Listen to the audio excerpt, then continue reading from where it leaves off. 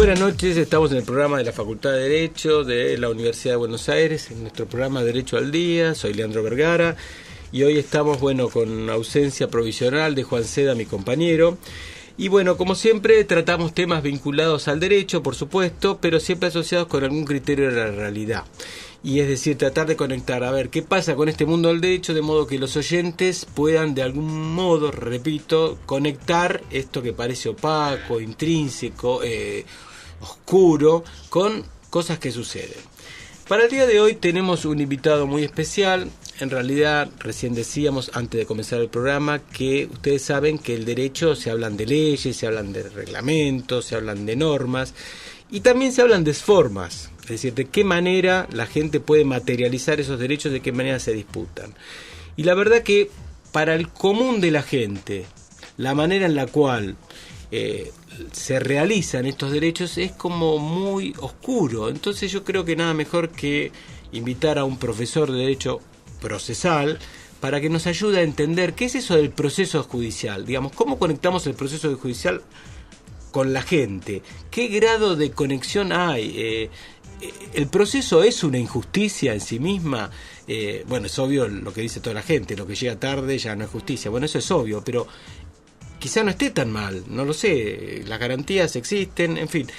Bueno, para el día de hoy, como decía, tenemos un profesor muy especial que es el profesor Jorge Kielmanovich, que es profesor titular de Derecho Procesal de nuestra Facultad de Derecho. Es un eminente profesor y yo diría que, además cuenta con numerosísimas obras, el Código Procesal comentado, es un experto además en medidas cautelares, en derecho de familia, y la verdad que es un honor y es una gratificación para nuestro programa, Jorge, que estés aquí como invitado y que hayas accedido a venir al piso. Muchas gracias. Muchas gracias a vos, es un honor para mí. Bueno, la presentación que hice, la escuchaste. Para mí el proceso es algo muy importante. Los profesores de Derecho Procesal históricamente fueron de los más democráticos que hubo en todo el derecho. No sé, yo tengo esa visión, quizá equivocada. ¿Qué le podemos contar a la gente de lo que es un proceso y qué conexión tiene con la realidad? Ficción, proceso, no sé, Kafka me viene a la cabeza todo el tiempo, no sé qué pasa. Bueno, yo creo que en primer lugar, todos nosotros sabemos que la Constitución, los códigos, los futuros códigos, nos reconocen derechos. Ahora también sabemos que socialmente es un fenómeno constatado y creo que lamentablemente con mayor frecuencia día a día, que no siempre estos derechos se reconocen, no siempre estos derechos se observan por las personas. Entonces el proceso surge como el único medio civilizado de resolver los conflictos intersubjetivos de una manera en la cual además se sustrae el empleo de la justicia por mano privada de las partes para delegarlo en el Estado. El tema de Kafka o el tema de la duración del proceso y de que la solución que llega tarde no es justa y demás, yo creo que no tiene que ver con el proceso, sino que en todo caso tiene que ver con las formas en que estructuramos el proceso y probablemente las prioridades que el Estado asigna a la función jurisdiccional. Porque si de repente tenemos el mejor código del mundo, con 2 jueces para resolver conflictos de miles de personas, no va a haber herramienta que llegue ni a tiempo, ni tampoco que pueda resolver los conflictos con mediana aproximación a la realidad. Claro, ahí es obvio, no es cuestión del proceso, sino de las personas o la estructura que está diseñada para sostener ese proceso.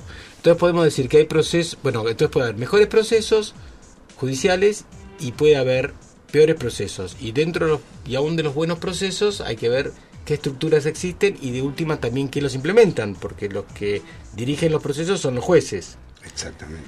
Bueno, sí. No, te quería decir que es un fenómeno curioso, pero ante 2 tribunales donde ambos van a aplicar el mismo código procesal, el mismo código civil o el mismo código comercial, probablemente uno va a ver que uno se desempeña de alguna manera, alguno es premiado por alguna organización, una ONG, otros no. Y yo creo que tiene que ver con que, por supuesto, que cómo se estructura el proceso, la gente, Sentís Melendo decía que la justicia no es tanto cuestión de leyes, sino cuestión de hombres. Los ingleses no tienen grandes leyes, han tenido grandes jueces. Claro. Creo que entre nosotros hace falta adecuar nuestros procedimientos a las exigencias de la época. Yo te traigo un poco un ejemplo, Leandro, que es casación. Casación no es un, diríamos, un sistema en el cual uno puede estar en contra, pero si establecemos una sola sala para resolver todos los recursos de casación, por ejemplo, de previsión social, y obviamente va a haber un cuello de botella donde la gente va a decir, me quedo con lo viejo y no con lo nuevo. Bueno, ahí parte de mi libreto y de repertorio de preguntas iba al punto de la casación. Lo trajiste rápido, pero está, digamos, se sabe que hay un proyecto del Ejecutivo, digamos que ya es ley, en donde, además de la primera instancia, la segunda instancia, va a aparecer lo que llaman tribunales de casación. Entonces, lo que la gente común escucha o tiene presente es que, bueno, esto va a ser cosas vulgares, o una tercera instancia, un freno para el camino de la Corte, digamos, como está la situación hoy en los procesos, ¿cuáles son los pros y los contras de instalar tribunales de casación? O sea, quizá debamos decir qué es un tribunal de casación, o sea, ¿para qué sirve, no? Bueno, un poco para aclarar para los oyentes de qué estamos hablando con casación. Ahí vamos. La ley actual, la 26.853, crea las cámaras de casaciones, que son cámaras que van a entrar a resolver acerca de la arbitrariedad de las sentencias de cámaras de apelaciones, acerca de la inobservancia de la ley en la que pudo incurrir una cámara de apelación, acerca de los defectos formales de las sentencias dictadas por las cámaras, no solo sentencias definitivas, porque incluso el Estado se guarda también la casación para medidas cautelares, para que la Cámara de Casación pueda resolver si es correcta o no la resolución de una Cámara vinculada con una medida cautelar. Tercera instancia para medidas cautelares. 3 instancias. 3 instancias. Y por último, la función de unificar la interpretación de la ley, la doctrina. Yo no estoy en desacuerdo con la casación, estoy en desacuerdo con la manera en que se ha legislado la casación. Para darte un ejemplo, se deroga el Código Procesal el recurso de inaplicabilidad de la ley.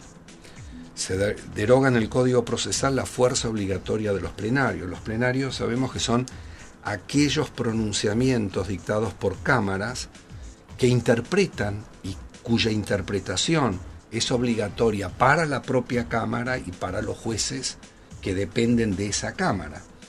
Se deroga esta fuerza obligatoria, una fuerza obligatoria de plenarios, de jurisprudencia obligatoria, que fue enriqueciendo toda nuestra experiencia judicial. Y se la deroga generando con ello el conflicto de no prever, bueno, ¿qué pasa con la doctrina anterior con la nueva casación?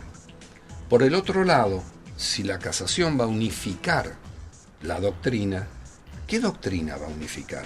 La de la propia casación. Claro. Entonces ya se ha generado el problema de, tenemos por ejemplo un fallo que va a resolver que se aplica la tasa activa en determinados, o como regla general en ciertos conflictos. Pero esa doctrina plenaria, ¿es obligatoria o no? ¿El código está derogado o no? O sea que va a ser lo que diga la casación que es. Y como la casación no va a empezar porque parte de la ley prevé que se van a llenar las vacantes de casación con jueces subrogantes o con jueces designados por el Poder Ejecutivo, ya hay una resolución judicial que declara inconstitucional. Con lo cual, no hay recurso de inaplicabilidad de la ley para uniformar la interpretación de la ley ante sentencias contradictorias. Una que diga tasa activa para las deudas, otra decía tasa pasiva. Ya no existe el recurso y tampoco existe casación. Ahí mencionaste un punto muy importante, como esta transición no está está ordenada de tal manera, lo cual significa, si entendí bien, es que el Ejecutivo puede designar por vía de decreto así es jueces subrogantes hasta tanto se designen los jueces del concurso elegidos a través de los mecanismos legales. Y estos jueces subrogantes van a tener tanto poder que van a poder, repito, modificar la jurisprudencia. Así es. En temas, en todo tipo de temas, porque en 2 realidad... más 2 es... Claro, en todo tipo de temas, porque en realidad casación va a conocer de las sentencias dictadas por las cámaras civiles, comerciales, laborales, previsionales. Es tan importante la trascendencia de esta medida que si los oyentes entendieran lo que estás transmitiendo, que es tremendo. Estamos diciendo que toda la interpretación de todas las leyes, que hoy es doctrina obligatoria para todos los tribunales, va a ponerse en cuestión a partir de la designación de jueces subrogantes, personas que van a ocupar un lugar no elegidos legalmente, sino a simple decreto del Ejecutivo, hasta tanto se aparezcan los otros, y pueden tardar años. Está bien, pero al mismo tiempo ya ha sido declarada inconstitucional esa norma, con lo cual está paralizada la designación de estos jueces, no tenemos casación, la propia ley incluso prevé que el recurso de casación va a quedar suspendido hasta tanto se constituya la Cámara, y como la Cámara no se puede constituir porque no hay jueces para integrarla y el tiempo que insume la designación de jueces es bastante prolongado, creo que hasta en el diario de ayer, para no dar nombres, en el matutino de ayer se hablaba de la gran cantidad de vacantes que hay y la gran demora en designar jueces.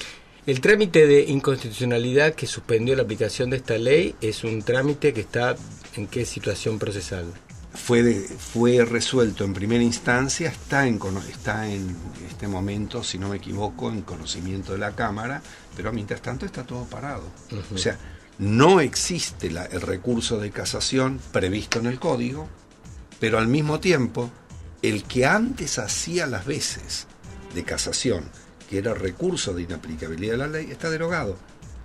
Y derogado de tal manera que algunas salas aplican doctrinas plenarias, otras salas dicen no, ya no son obligatorias. Algunos jueces aplican la doctrina plenaria, otros dicen no son obligatorias. ¿Eso ya se ha visto? Sí, esto ya está resuelto.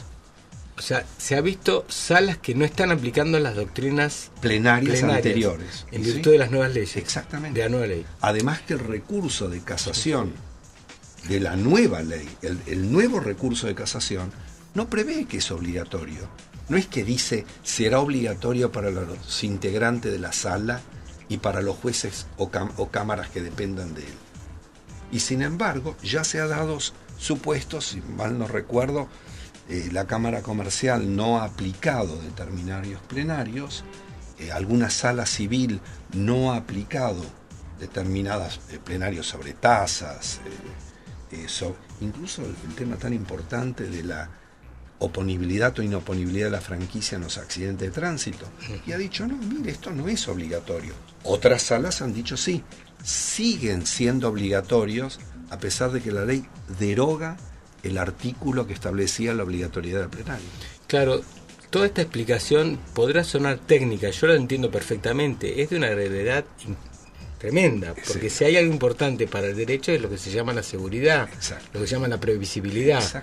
Es decir, que a veces es preferible tener una mala interpretación, pero que se sepa conocida y ya los abogados, la gente sabe a qué se va a tener. Exactamente. Entonces entramos en un terreno muy complicado. Entramos en un terreno sumamente complicado que por otra parte sería de esperar que se corrigiera, aunque sea precariamente, hasta tanto funcionara la Cámara. Bien. Con alguna solución intermedia. Bueno, tengo otras preguntas altamente inquietantes, creo yo.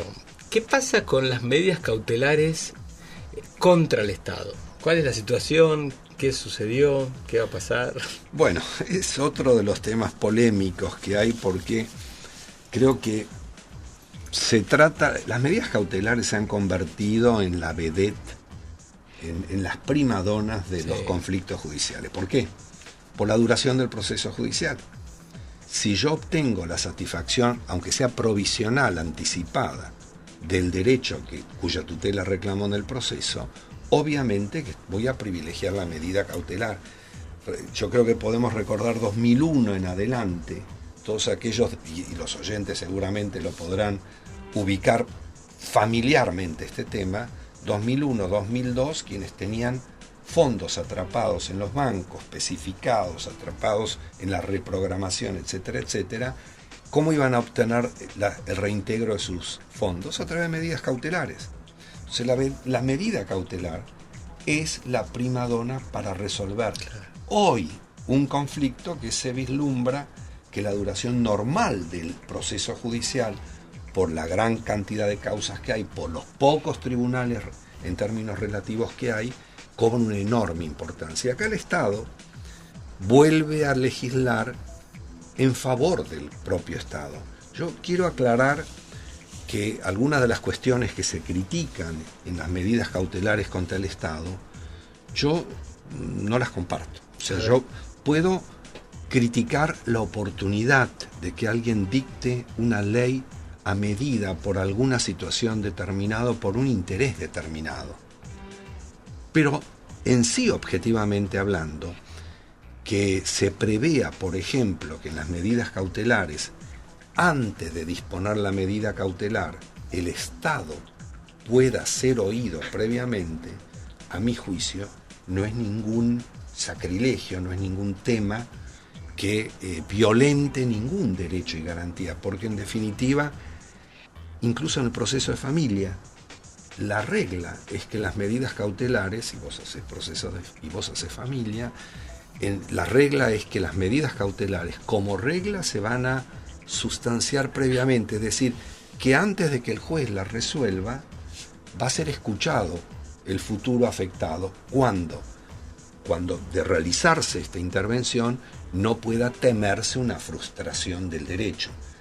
La pregunta que yo me hago, ¿es de suponer que el Estado, antes de que se le dicte una medida cautelar, se va a comportar como un delincuente? Yo quiero creer que no. Se supone que el Estado, así como siempre es solvente, debe realizar una actividad lícita. Entonces, yo no veo como algo que me preocupe el que el Estado sea oído antes. Correcto. Incluso hay leyes, la ley de patentes y de modelos de invención, la 24481, que lo prevé como regla. O sea, nadie ha dicho que es inconstitucional, incluso viene del derecho norteamericano. El tema de que las medidas cautelares contra el Estado sean apelables con efecto suspensivo, si me permitís explicar un poco para la audiencia. Sí, claro.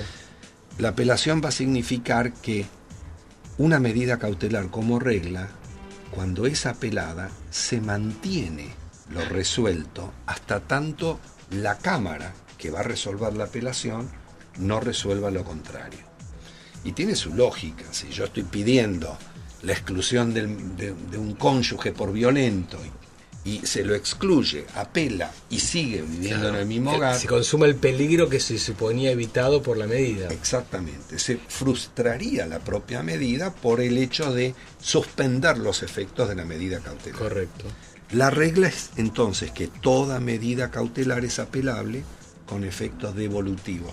No voy a entrar en el tema técnico de la corrección del término, pero devolutivo va a significar la moneda contraria, la cara contraria de la moneda. Se mantiene la medida cautelar hasta tanto la Cámara no se pronuncie dejándola sin efecto. En esta ley... Pensemos, estuvimos con Fallo Clarín en varios programas. Exacto. Hablando, esto significaría que, bueno, se aplica la ley y después se apela y se suspende la medida cautelar con la apelación. Exacto. Si, en cambio, con la nueva ley de medidas cautelares contra el Estado, el recurso de apelación es con efectos suspensivos. Esto es, el Estado apela, suspende la medida. Si alguien hubiera suspendido los efectos de la ley de medios o de cualquier otra ley y se hubiera aplicado la ley de medidas cautelares 26.854, con la apelación se habría suspendido.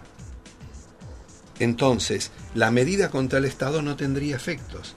quedaría vigente la ley, se aplicaría la ley y demás. Ahora, si la ley viene con arbitrariedad, no hablemos tanto de esta ley, de cualquier otra ley. Viene con arbitrariedad, viene con problemas, viene con avasallamiento de derechos que son imposibles de levantar a la hora de una sentencia. Y el Estado, la lucha moderna es del avance del Estado, no sé. Es que creo que en esto vamos a compartir el criterio de que los derechos individuales son derechos de las personas frente al Estado, contra el Estado. Que, digamos, esta es la característica, digamos, del siglo actual. Exacto. Es la realización del ser humano frente al poder de cualquier tipo y fundamentalmente del Estado. Exactamente. En ese sentido se diría que aunque la ley sea arbitraria, más allá de los gobiernos que casual o que puntualmente puedan estar, obviamente que al obtener este beneficio del efecto suspensivo, el particular se encuentra en una situación de inferioridad. Pero ojo, que esto ya ha ocurrido con la ley de amparo por actos o omisiones de la autoridad pública. La propia ley 16986 prevé que las resoluciones contra medidas cautelares es con efectos suspensivos. La ley de amparos contra actos o omisiones de la autoridad pública. ¿Pero qué ocurrió? Los tribunales empezaron a advertir que ese efecto implicaba desvirtuar la medida cautelar. Entonces, a pesar de que la ley dice con efectos suspensivos... Pensemos en un amparo que uno pide remedios o pide atención médica. Si se suspendiera esa medida cautelar... Exactamente, se autoriza la operación en un amparo de salud, apela la aseguradora o la entidad, la obra social, apela, se suspende la operación con el recurso. Los tribunales reaccionaron contra esta, yo diría, situación injusta y dijeron, bueno, aunque la ley prevea tal efecto, no corresponde mantener ese efecto, sino el efecto devolutivo. Con lo cual, yo pienso que lo mismo va a suceder con la ley 26.854. Entonces, a ver, no me quedó tan claro. Lo vamos a dejar para después de la pausa porque tenemos el noticiero de las 8:30. Entonces, ¿es bueno o es malo para el pueblo esta decisión? Digamos, como se decía, para el país. ¿Es bueno o malo para el pueblo judío? Se decía. Esperamos la pausa y lo contestamos. Derecho al Día. 87.9. Derecho al Día, el programa de la Facultad de Derecho de la Universidad de Buenos Aires.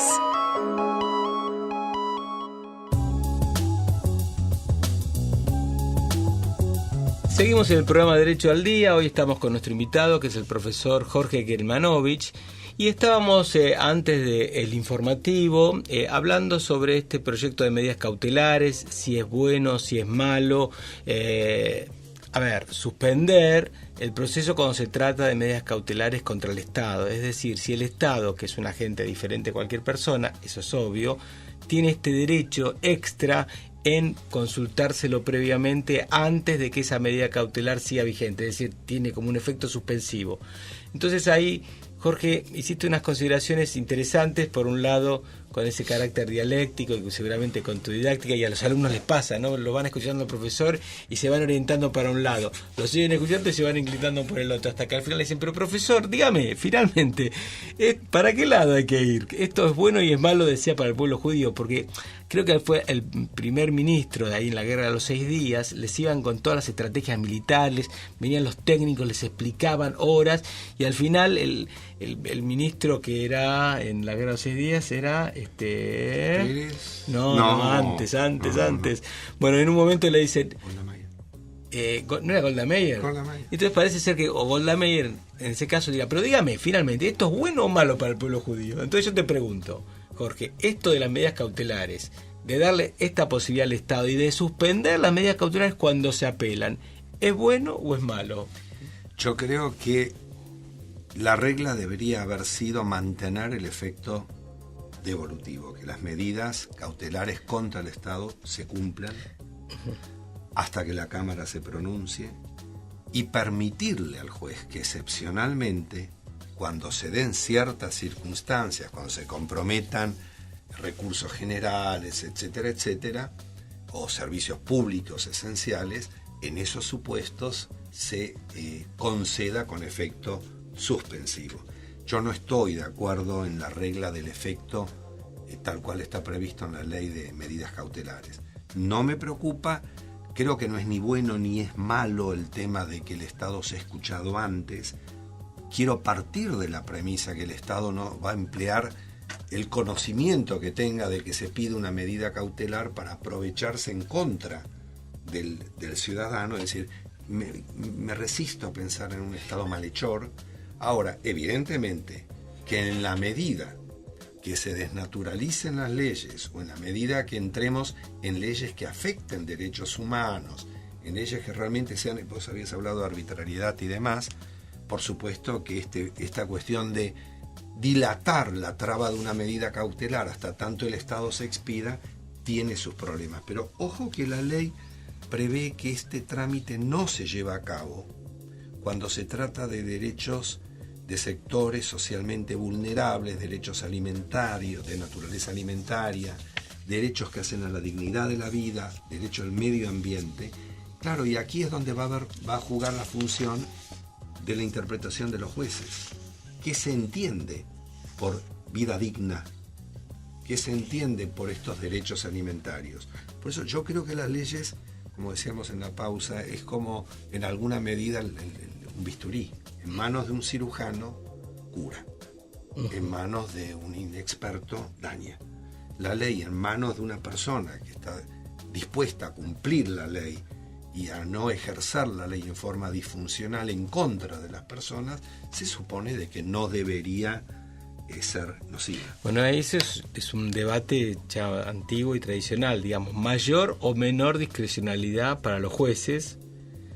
Los jueces deben ser más discrecionales o menos discrecionales. Las leyes deben permitirle mayor discrecionalidad al juez o deben permitirle menos discrecionalidad a un juez.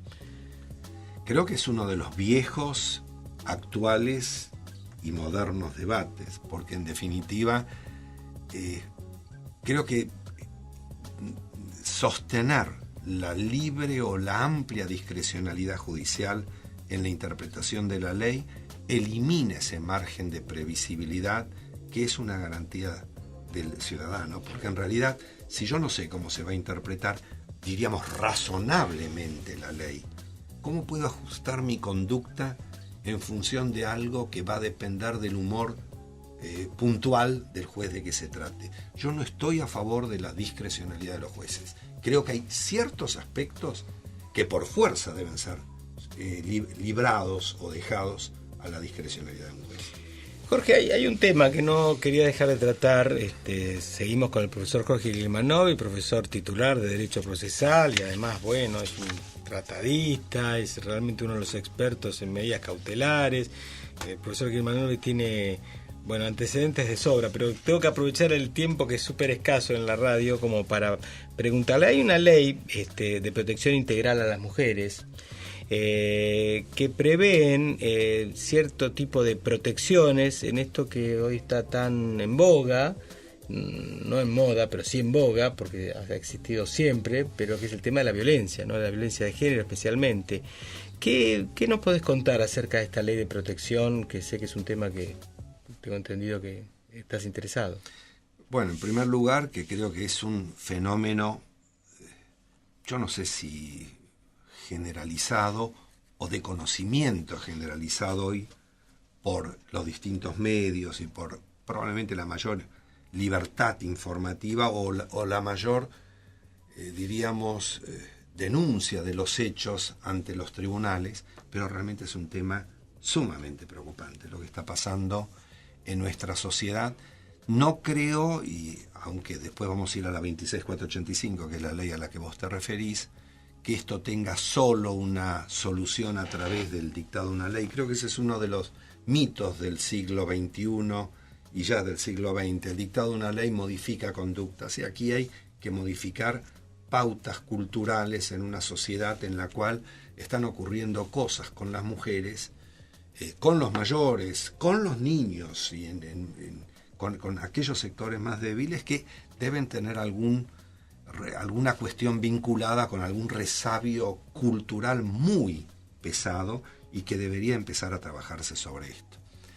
La ley es una buena ley, en el sentido de que va a tutelar toda forma de discriminación sexual, de trato,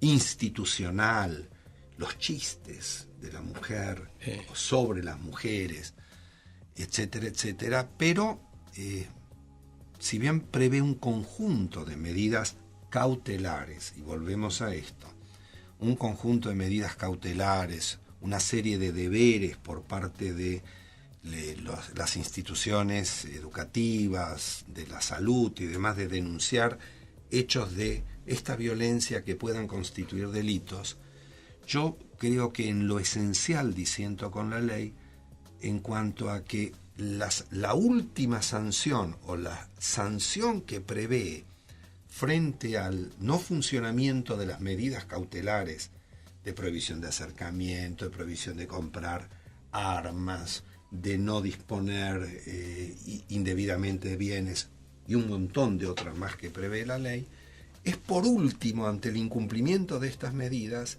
la obligatoriedad de asistir a programas terapéuticos, educacionales y demás.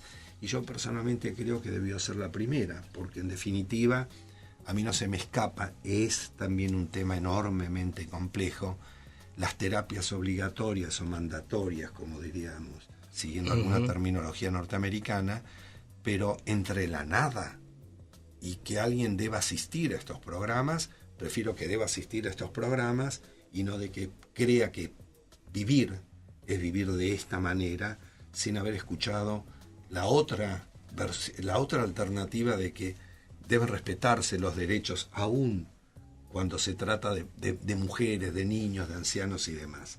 Entonces yo estoy en desacuerdo con la ley con esto.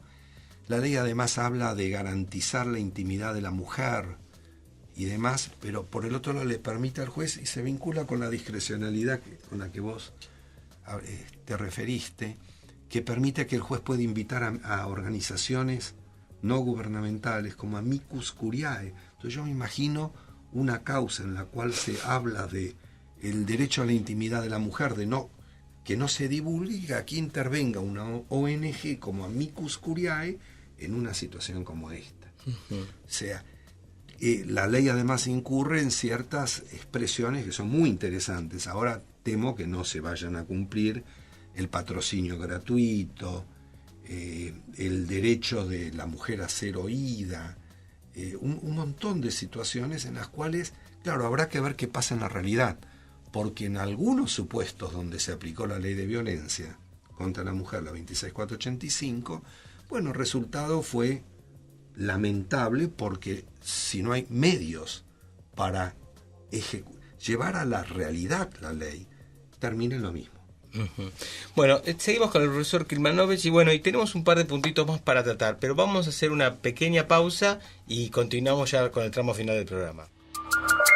87.9 87.9 Derecho al Día por Radio UBA.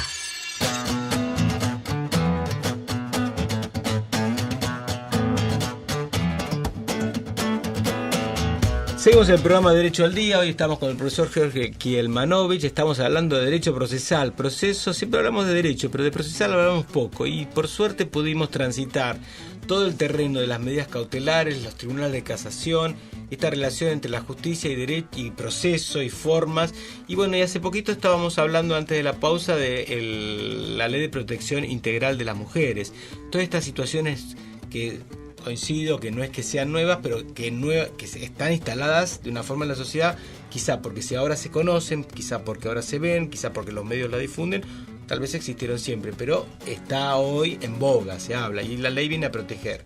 Y recién en la pausa, siempre en la pausa uno habla cosas, y está el tema del abuso de ciertas leyes, cómo ciertas medidas cautelares denunciando violencia permiten, especialmente en los procesos de tenencia, procesos vinculados a regímenes de visitas, ahí donde son situaciones de mucha angustia. Yo siempre digo, Jorge, hay un autor que se llama John Elster, que prologa un libro muy interesante que dice: los problemas más candentes del ser humano son la familia, los hijos, y no hay ningún político que ponga en sus programas de campaña cómo va a resolver los problemas tan acuciantes del ser humano, que son estos: la tenencia, los hijos, las visitas.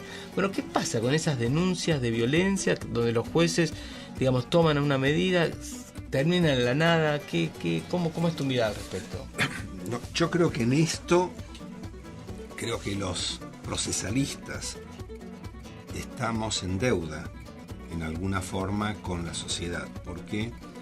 Porque parece que el derecho procesal es el último coto de casa reservado donde es válido el abuso del derecho. O sea, todos aprendimos en la facultad que el abuso del derecho de fondo no está permitido, la ley no permite el ejercicio disfuncional de los derechos. Pero en materia de derecho procesal hay una especie de resistencia, porque se cree que es coartar el derecho a requerir la tutela. Y yo no creo que sea así. Si uno mira el Código Procesal, la única norma que yo recuerdo que hace referencia al abuso del derecho es en el abuso en las medidas cautelares. 208 el Código, cuando dice que condena a pagar daños si se probara que se excedió o abusó en el derecho a requerir medidas cautelares. Esto mismo yo creo que debería generalizarse en el sentido de que la ley, el Código Civil, no autoriza el abuso ni del derecho material ni del derecho procesal, pues si no llegaríamos al absurdo de que lo que no puedo hacer desde el punto de vista del Código Civil ante una situación no judicial, sí lo puedo hacer si ese mismo derecho lo reclamo en el ámbito judicial frente a la inobservancia de la otra parte. Aquí hay un verdadero abuso del derecho y yo creo que hay un error, en mi opinión, en cuanto a la ley 24.417, que es la ley de violencia doméstica, porque en realidad la jurisprudencia de los tribunales, la doctrina no implica una condena, no hay una sanción, o sea, son solo medidas cautelares las que dispongo y nada más, porque en realidad el proceso no culmina con una sentencia que diga ha habido violencia o no, que yo creo que debería culminar con una sentencia, porque creo que cada uno debería ser responsable de si abusa del derecho a la jurisdicción. Yo no concibo que el derecho procesal sea el último reducto donde todo vale. Entonces, en materia de violencia, si además uno le agrega que no implica un desmérito el disponer medidas cautelares, parecería ser de que quien es excluido del hogar conyugal o a quien se le prohíbe el acercamiento a los hijos o a la cónyuge o al lugar de trabajo Estamos hablando de situaciones absolutamente traumáticas, porque estamos hablando de que un padre no va a poder visitar a sus hijos, que una madre quizá tampoco. Es decir, se priva de un derecho esencial. Y ahí yo no sé esto de la reparación frente al posible error cómo funciona, porque en realidad es muy radical esta idea de privar un derecho. Claro, si no se lo priva, uno dice el peligro está latente. Si yo no lo privaba, bueno, terminamos en violencia, terminamos en, no sé, un homicidio, lo que sea.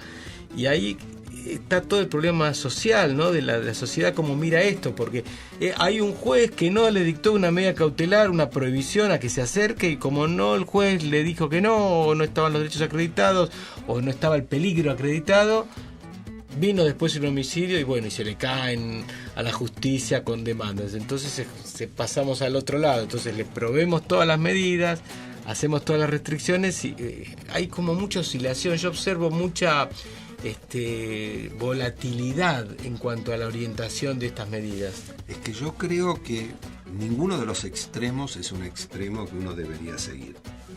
Ni la indiscriminada viabilidad de todas las medidas, ni un juez que exija recaudos que prácticamente la tornen en inoperante. Pero creo que así como las medidas cautelares tienen la figura de la contracautela, donde uno se hace responsable de lo que está pidiendo. A ver, el oyente menos ducho, ¿qué le decimos que es la contracautela? Es la contracara de, así como puedo obtener que el juez anticipe provisionalmente mi derecho, lo hace a cambio de que yo garantice de que en caso de que no tuve el derecho o que me excedí o abusé en el derecho, voy a responder por las costas, por los daños que ocasionó la medida. Si eso ocurre en el ámbito del procedimiento civil común, yo entiendo de que en ciertos supuestos, en el proceso de familia, no puede ser que se convierta la ley de violencia en un mecanismo de desalojo, reemplazando los juicios de desalojo. Porque además, ojo, hay otro tema en el medio. La exclusión del progenitor, madre o padre, sí, claro, implica no solo la falta de contacto de él con los hijos, sino de los hijos con él. Claro. Y estamos hablando de que el tribunal debe velar en todo proceso donde haya niños por el interés superior de ellos. Ojo, yo no estoy pidiendo, no estoy sugiriendo que los jueces en la duda no tengan un criterio de amplitud, pero ojo, haciéndose cargo. Quien a la postre obtiene medidas cautelares que luego se prueban de que no tuvieron ningún fundamento en el proceso ulterior, medidas cautelares donde se excluye por violencia y luego en el proceso de divorcio jamás se prueba la violencia, jamás se prueba el maltrato. En realidad yo creo que hace a la responsabilidad de quien abusa de la jurisdicción el hacerse cargo de esto, porque yo no creo que nadie quede en una situación agradable frente a una medida cautelar de exclusión del hogar. Por ejemplo, de exclusión del hogar. Bueno, Jorge, la verdad que ha sido un gusto poder hablar con vos. Ya finalizamos el programa. Te agradecemos, la verdad, muchísimo la participación. Jorge Guimanovich, profesor titular de Derecho Procesal de la Facultad de Derecho. Para nosotros es un honor que hayas venido. Creo que antes del programa decíamos que creo que sos el primer procesalista que vino al programa para hablar, como hablamos, de derecho procesal, de medidas cautelares, cosas involucradas con el proceso. Y bueno, la verdad que te agradecemos mucho la participación. Yo les agradezco a ustedes la oportunidad y espero que no sea el último procesalista que venga. Por supuesto que no.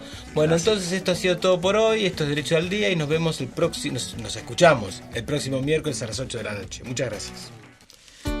Derecho al Día 87.9. Derecho al Día, la Facultad de Derecho de la Universidad de Buenos Aires en Radio UBA. Radio UBA 87.9, la radio de la Universidad de Buenos Aires.